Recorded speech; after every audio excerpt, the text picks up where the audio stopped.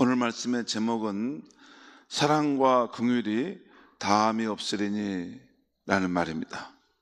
사랑과 긍휼이 다함이 없으시니, 하나님이 그런 분이라는 거죠.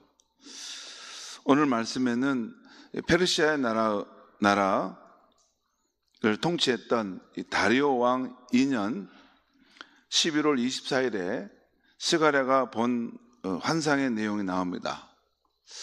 오늘 말씀 스가랴 1장 7절에서 이후에 스가랴 6장 8절까지 계속해서 스가랴가 보는 환상이 펼쳐지는데 8개의 환상 이야기가 나옵니다.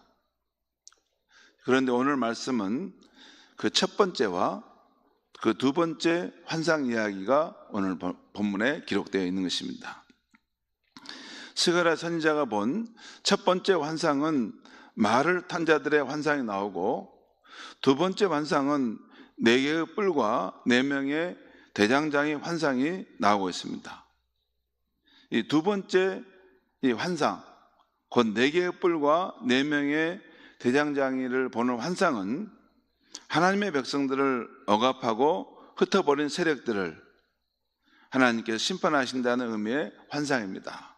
하나님의 백성을 억압하고 흩어버린 세력들을 이 환상에서는 4개의 뿔로 나오고 있고, 하나님께서 역사 속에서 나라들을 세워서 그 뿔을 심판하시는 것은 그 4명의 대장장이의 모습으로 지금 말씀하고 있는 것입니다. 오늘 아침은 이 두 번째 환상이 아니라 첫 번째 환상, 곧 말을 탄 자들의 환상과 관련한 말씀을 주로 살펴보도록 하겠습니다. 이것은 오늘 스가랴 1장 7절에서 17절까지 해서 나오는데요, 스가랴 선지자는 밤에 붉은 말을 탄 자와 그를 따르는 말들을 보게 되는데, 그들은 여호와께서 땅을 두루 감찰하라고 보낸 사자들입니다. 그러니까 천사들인 것 같아요. 천사들을 하나님께서 이 땅에 보내시고 두루 그 땅을 감찰하면서 이 땅의 상황이 어떤지를 보고 오라 말씀했던 것 같아요.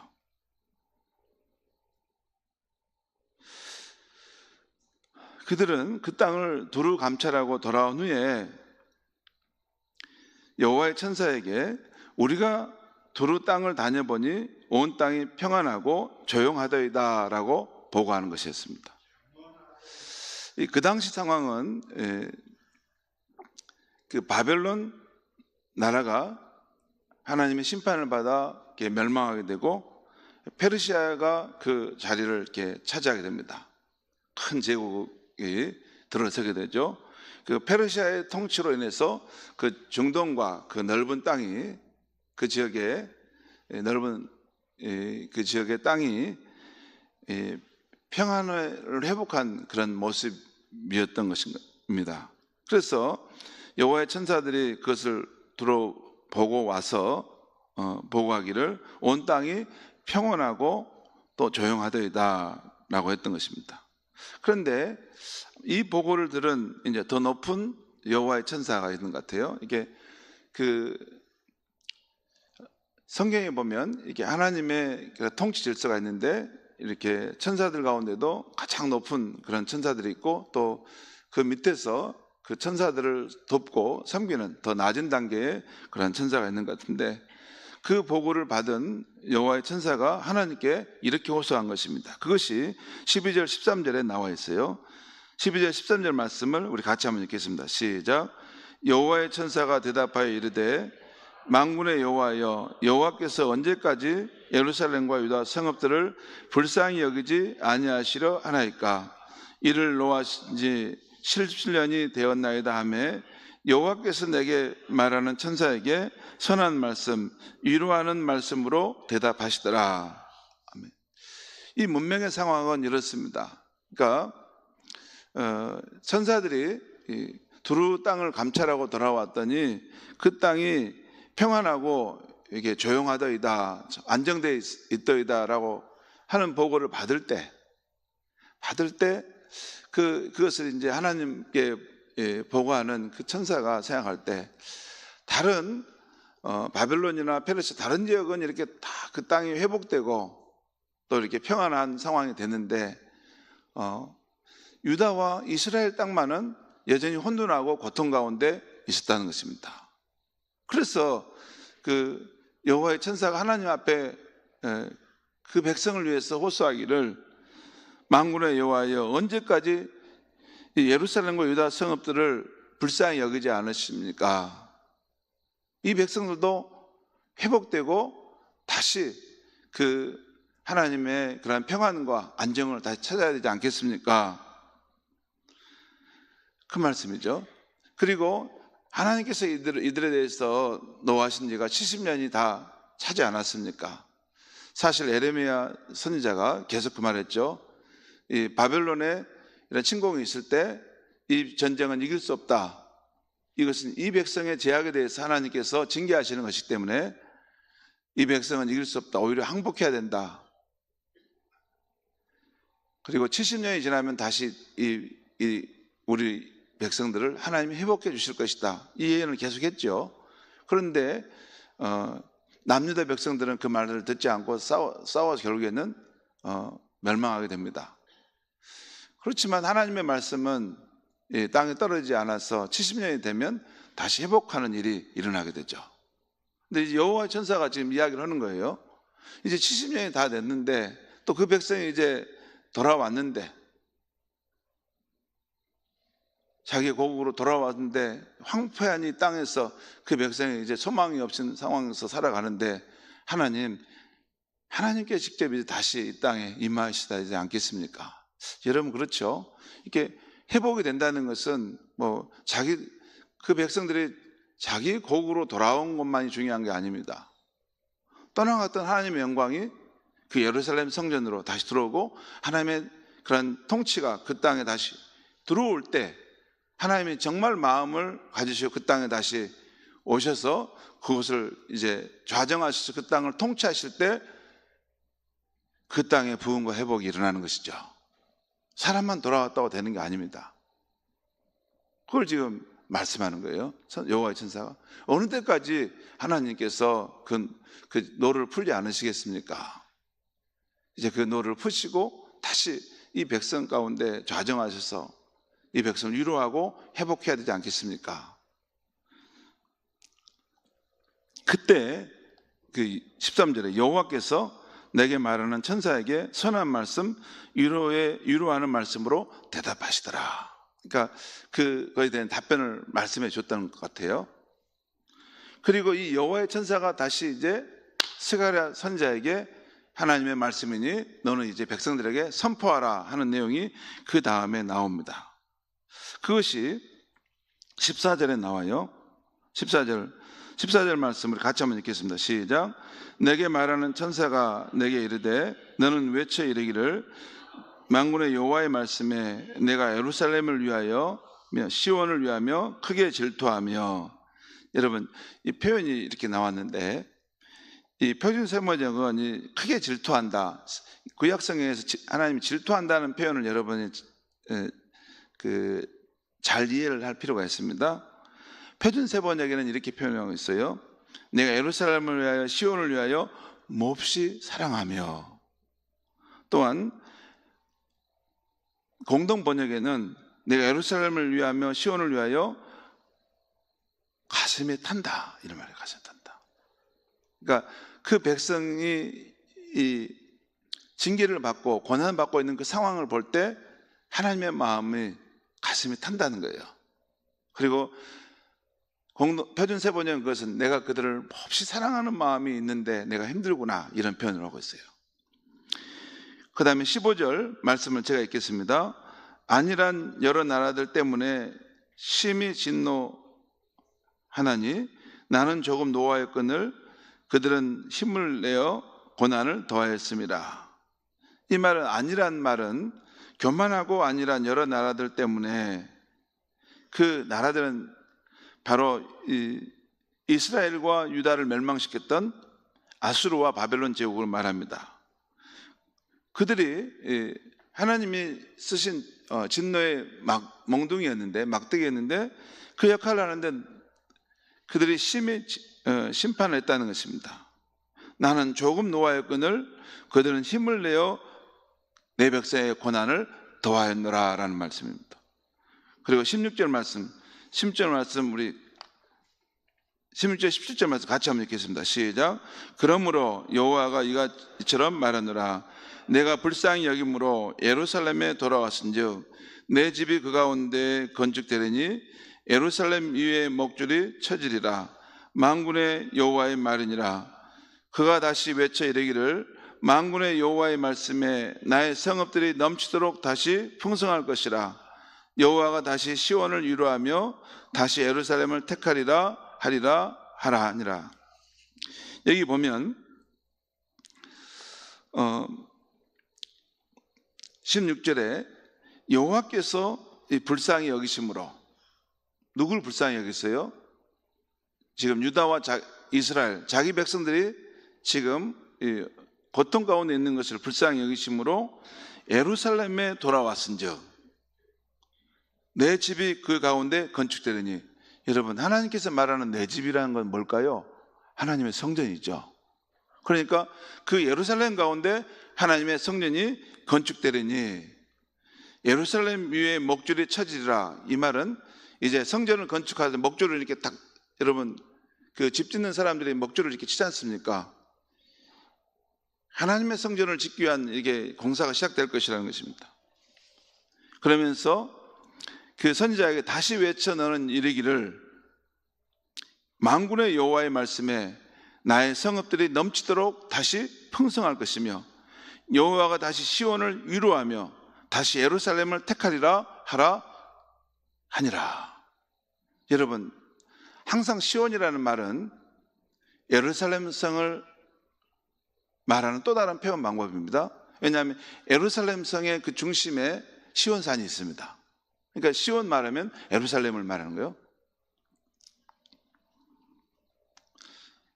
이 말씀을 가만히 생각해 보면, 오늘 이 말씀을 보면 자기 백성을 향한 하나님의 징계를 생각해 보면 하나님이 징계를 하시지만 멸절하시려고 하는 게 아니고 선한 의도를 갖고 하신다는 것이에요. 자기 백성이 잘못했을 때 하나님 징계를 하긴 하시지만 멸망시키거나 멸절하려고 하는 것이 아니라 일정 기간 그 악과 죄를 정화시키기 위해서 그것을 행하신다는 거예요. 그리고 중요한 것은 징계 가운데서도 하나님은 자기 백성을 향한 인자와 자비를 품고 계시다는 것이에요. 그것이 이 말씀 속에 담겨 있어요. 그렇죠? 여러분, 저는 그렇게 말씀 묵상하다가 그걸 느꼈는데, 징계를 하고 있어요. 징계를 하고 있지만 징계 중에도 하나님은 그 택한 백성을 향한 인자와 자비를 갖고 계시다는 거예요. 제가 앞에 말씀드렸지 않습니까? 내가 예루살렘을 위하여 시온을 위하여 크게 질투한다. 내가 몹시 사랑하고 몹시 내가 마음이 아프다. 그리고 내가 그들을 긍휼히 여김으로써 내가 그들 가운데 다시 내 집을 짓고 그들의 부흥을 이룰 것이다. 그런 말씀입니다. 오늘 말씀. 성도 여러분, 오늘 말씀은 자신의 택한 백성을 향해 하나님께서 강렬한 사랑과 긍휼을 갖고 계시다는 것을 보여주는 것이에요. 아주 강렬한 사랑이에요. 그것이 몹시 사랑한다는 그런 마음을 갖고 있기 때문에 그들이 당하는 고통을 볼 때 하나님의 마음이 아프다는 거예요. 여기 여호와의 천사가 던진 여호와여 언제까지 유다와 예루살렘 백성을 긍휼히 여기지 않으실 것입니까? 라는 그 호소 앞에 여호와 하나님께서 분명히 응답하시는 모습이 나옵니다. 곧 내가 예루살렘과 시온을 몹시 사랑하며 불쌍히 여기노라. 그러므로 내가 그들 가운데 돌아갈 것이다. 그들 가운데 내 집을 건축하여 내가 그 땅을 위로하고 복되게 하리라 하는 말씀을 하고 계신 것입니다. 그렇습니다. 비록 허물과 죄로 인해 징계를 받는다 할지라도 하나님께서 다시 그 백성 가운데 돌아오시고 그곳에 하나님의 거처를 삼고 다스리시면 그 백성 가운데 큰 위로와 회복의 역사가 나타날 것이라는 겁니다. 그 말씀이 오늘 말씀의 내용입니다. 여러분, 영광이 하나님이 떠나갔던 그 자리에 하나님이 죄와 허물을 정화시키시고 그 영광의 보좌를 그곳에 다시 가져오시고 그곳에 임하시게 되면 어떤 일이 일어납니까? 이사야 35장의 말씀과 같이 광야와 메마른 땅이 기뻐하고 사막이 백합화같이 피어 즐거워하며 광야와 메마른 땅과 같은 인생이 하나님의 영광, 곧 우리 하나님의 아름다움을 보게 되는 것입니다. 이사야 35장에 나오는 여러분 광야와 메마른 땅, 그 사막을 말하는 것은 이런 지리적인 땅을 말하기도 하지만 생명의 하나님이 떠나버린 그 인생 가운데 하나님께서 다시 그 가운데 오실 때 그 생명의 생수의 강이 흘러가고 넘치고 그곳에 다시 꽃들이 피어나고 새들이 노래하고 사람들의 웃음소리가 있고 만족함과 행복이 있는 그 세상으로 바뀐다는 것입니다. 그래서 궁극적으로 하나님께 영광을 돌린다는 것이 이사야 35장의 그 내용인 것입니다. 중요한 것은 만복의 근원이신 하나님께서 떠나갔지만 다시 임하셔서 그곳에 좌정하시면 그 개인의 삶도 그 가정도 그 공동체도 다시 회복되고 다시 영적 부흥의 그 삶을 경험한다는 것을 말씀하는 것이죠. 성도 여러분, 오늘 아침 말씀에서 우리가 꼭 기억해야 할 교훈은 징계 중에서도 하나님은 자기 백성을 향한 인자와 긍휼이 다함이 없다는 것입니다. 그 인자란 말은 그 하나님의 특별한 사랑이에요. 실패하지 않는 사랑, 변함이 없는 사랑. 그 사랑과 긍휼이 다함이 없다는 것이에요. 어린 자식이 잘못해서 사랑의 매를 때리지만 자식이 아플까 봐 염려하시는 하나님, 그 자식이 닭똥 같은 눈물을 뚝뚝 흘리며 아빠 너무 아파요 하며 그 품에 달려들면 불쌍히 여기시는 하나님, 바로 그 하나님이 우리가 섬기는 그 하나님 아버지라는 것입니다. 그 하나님 아버지께서는 우리의 연약함을 아셨기에 그 독생자를 보내셔서 우리를 대신하여 그 십자가 고통을 당하게 하시고 우리를 구원하여 주신 분이십니다. 여러분, 이전에 저는 그 청년 때 하나님을 생각할 때 하나님은 마치 구름 위에서 한 할아버지 같은 분이 계시는데 회초리나 매를 들고 이렇게 우리 인간을 바라보는 거예요. 누가 죄를 짓는가 안 짓는가. 그래서 죄를 짓고 악한 일을 하는 사람을 보면 하나님은 그 매를 들고 탁 때리시는 분으로, 율법적인 그런 하나님의 모습으로 저는 생각한 적이 있습니다. 그 하나님을 생각할 때 나와 똑같은 사람 정도로 생각한 거예요. 내 수준으로.